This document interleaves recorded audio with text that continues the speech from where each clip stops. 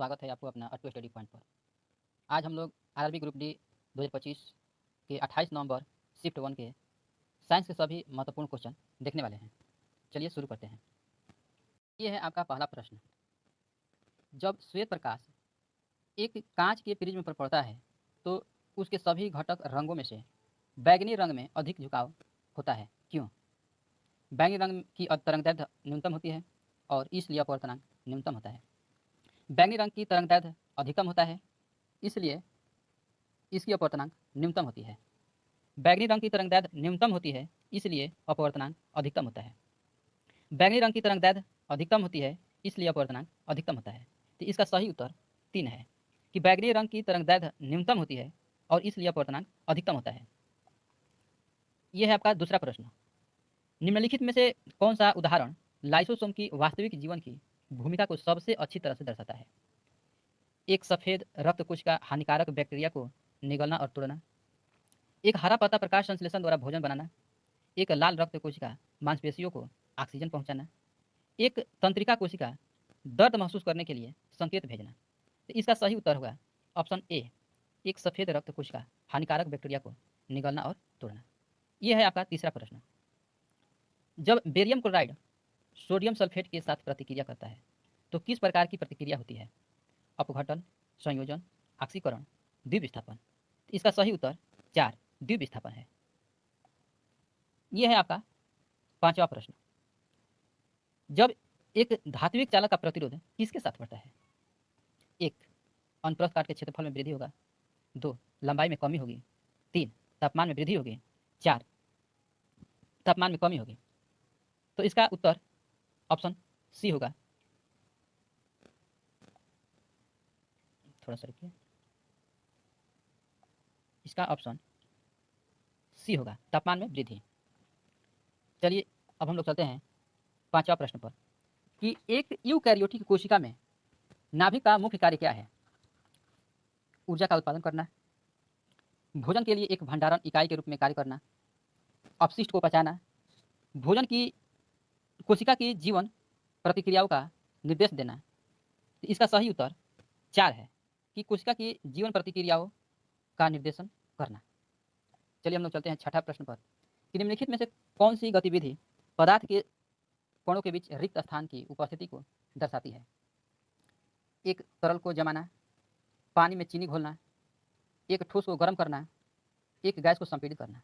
तो इसका सही उत्तर 2 है, पानी में चीनी को घोलना। चलिए अब चलते हैं हम लोग सातवां प्रश्न पर।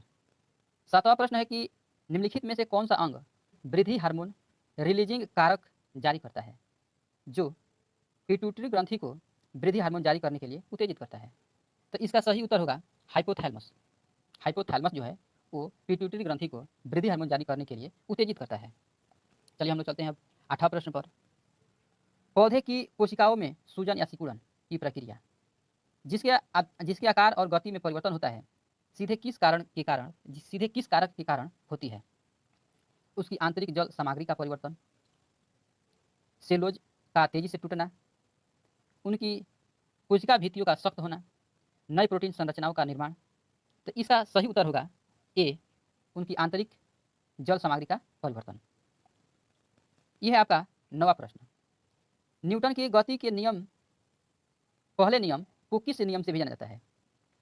ए बल, बी क्रिया और प्रतिक्रिया, सी त्वरण, डी जड़त्व। तो इसका सही उत्तर डी जड़त्व होगा। चलिए हम चलते हैं 10वां प्रश्न पर। 10वां प्रश्न कहता है कि असंतृप्त कार्बन यौगिक की परिभाषित विशेषता क्या है? ए सभी कार्बन परमाणु केवल एकल बंधों से जुड़े होते हैं, डी और बी इसमें हमेशा ऑक्सीजन के साथ एक कार्यात्मक समूह होता है, सी यह केवल चक्रीय संरचनाएं बनाती है, डी इसमें कार्बन परमाणुओं के बीच कम से कम एक दोहरा या तिहरा बंध होना चाहिए। तो इसका सही उत्तर 4 है, इसमें कार्बन परमाणुओं के बीच कम से कम एक दोहरा या तिहरा बंध होना चाहिए। यह है आपका 11वां प्रश्न। 11 में बोल रहा है कि एक हार्सिंग सोसाइटी ने कचरे को 2 डिब्बों में अलग करने शुरू कर दिया। हरे रंग का डिब्बा रसोई के कचरों के लिए और नीले रंग का डिब्बा प्लास्टिक, धातु और कांच के लिए। इस प्रथा का मुख्य लाभ क्या है? ए इसमें कचरा संग्रह तेज हो जाता है, बी, इससे उत्पादित कचरों की मात्रा बढ़ जाती है। सी, यह गैर अपघटनीय कचरों और अपघटनीय कचरों के अलग करने में मदद करता है। डी, यह कचरे की दुर्गंध को कम करता है। तो इसका सही उत्तर सी होगा कि यह गैर अपघटनीय कचरे को अपघटनीय कचरों से अलग करने में मदद करता है। चलिए हम लोग 12वां प्रश्न पर चलते हैं कि निम्नलिखित रासायनिक अभिक्रिया का निरीक्षण करें। H2A प्लस I2 मिलकर बनाता है 2HI और S, मतलब सल्फर। निम्नलिखित में से कौन सा कथन इस रेडॉक्स अभिक्रिया का सही वर्णन करता है? कथन यहाँ पर दिया है कि हाइड्रोजन सल्फाइड का ऑक्सीकरण होकर सल्फर बनता है। दूसरा है कि आयोडीन का अपचयन होता है जिससे हाइड्रोजन आयोडीन आयोडाइड बनता है। इसका ऑप्शन है कि कथन 1 और 2 दोनों सही है। बी में है कि केवल कथन 2 सही है। 3 में है कि केवल कथन 1 और 2 दोनों गलत है। 4 केवल कथन 1 सही है। तो इस प्रश्न का उत्तर ये होगा कि कथन 1 और 2 दोनों सही है। चलिए हम अगला क्वेश्चन 13 पर चलते हैं कि हाइड्रा की मुकुलन प्रतिक्रिया में शामिल चरणों का क्रम क्या है?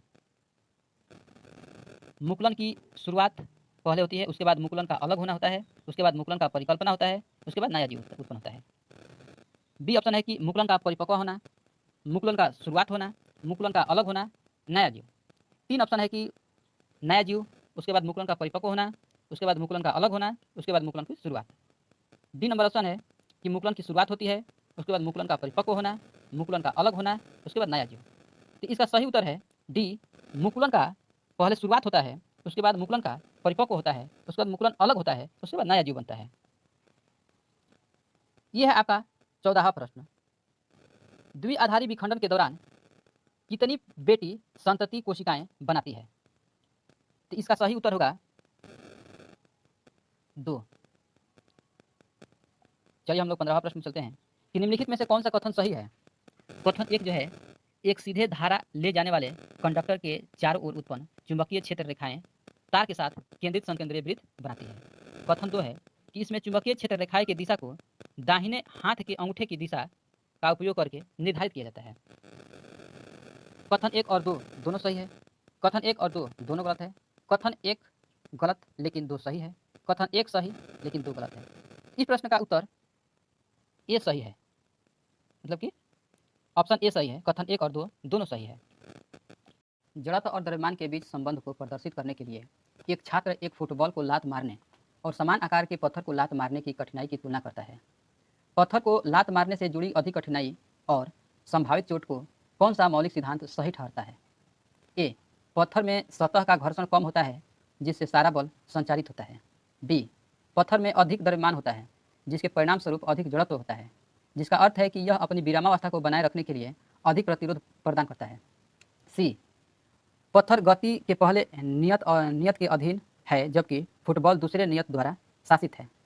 डी, पत्थर पर लगाया गया बल उसके परमाणुओं को एक साथ रखने वाली अभिकेंद्रीय बल को दूसरे के लिए पर्याप्त है। इस प्रश्न का सही उत्तर बी है कि जब पत्थर का द्रव्यमान अधिक होता है जिसके परिणाम स्वरूप उसमें अधिक जड़त्व होता है, वह अपनी विरामावस्था को बनाए रखता है।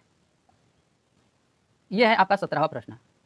अवतल लेंस द्वारा बनने वाले प्रतिबिंब के संबंध में निम्नलिखित में से कौन सा कथन सत्य नहीं है? यहाँ पर अवतल होगा, अवचल नहीं। अवतल लेंस द्वारा बनने वाले प्रतिबिंब को पर्दे पर प्राप्त नहीं किया जा सकता है।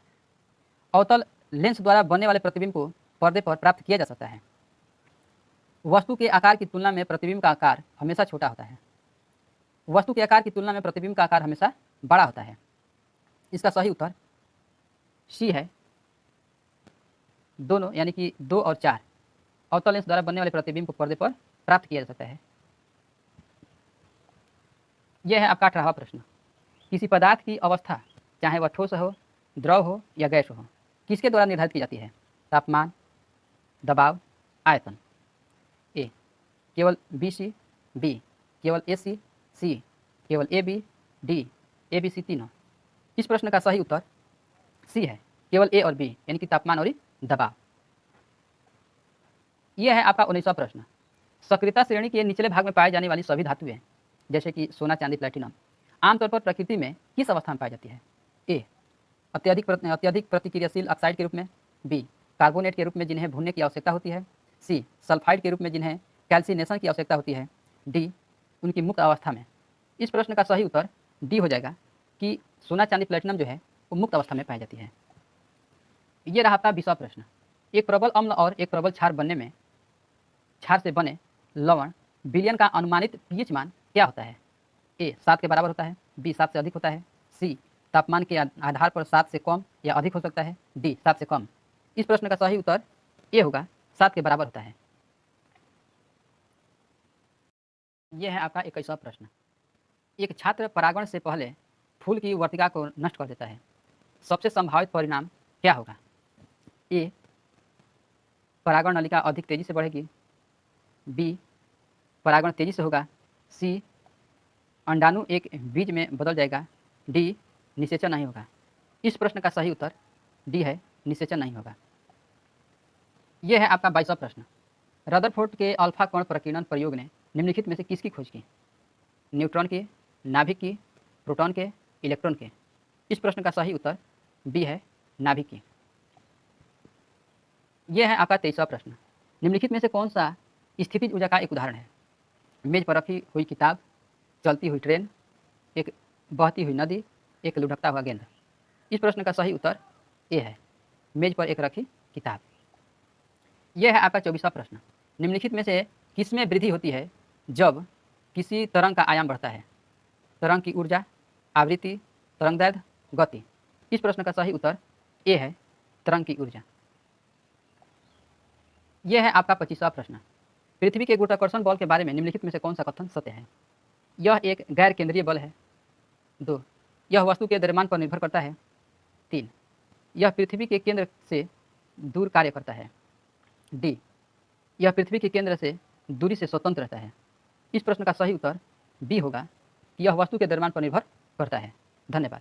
आपको ये वीडियो कैसा लगा है? अच्छा लगा तो लाइक कीजिए, शेयर कीजिए और सब्सक्राइब कीजिए ताकि अगला वीडियो आपके पास बहुत जल्दी पहुँचे। धन्यवाद।